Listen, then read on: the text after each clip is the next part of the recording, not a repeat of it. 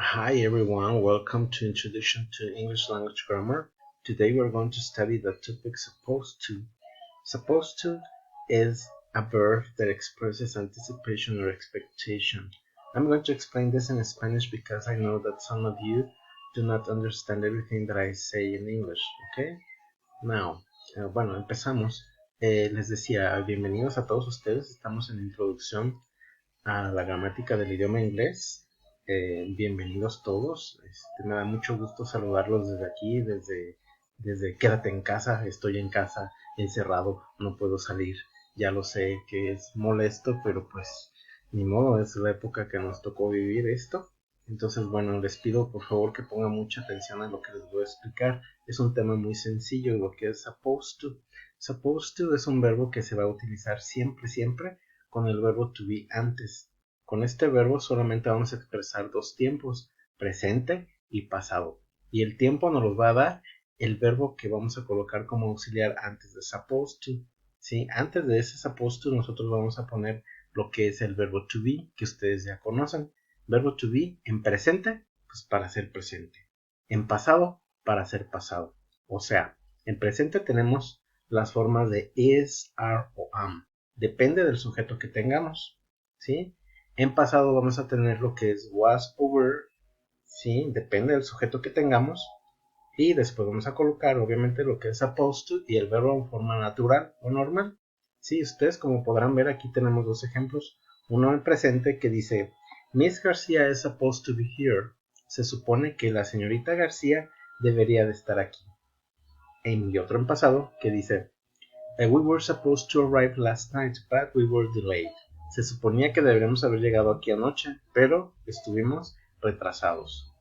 Entonces, bueno, ahora aquí tenemos un ejercicio muy pequeño que dice Supply the correct form of to be supposed to, present or past. O sea, suple la forma correcta de to be supposed to en presente o en pasado.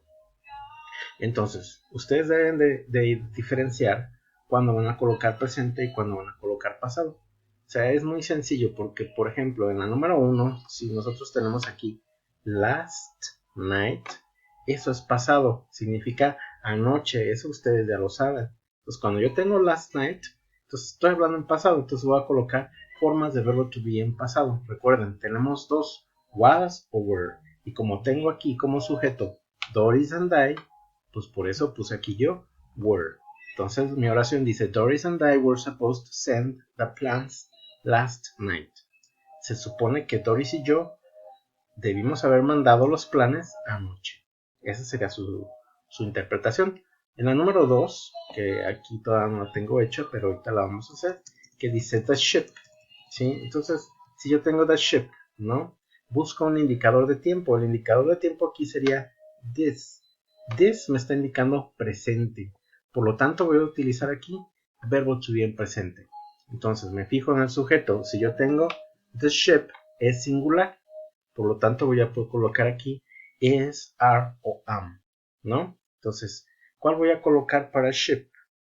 Como ship es un objeto, voy a colocar is. Entonces sería the ship is, ¿sí? Y después le pongo supposed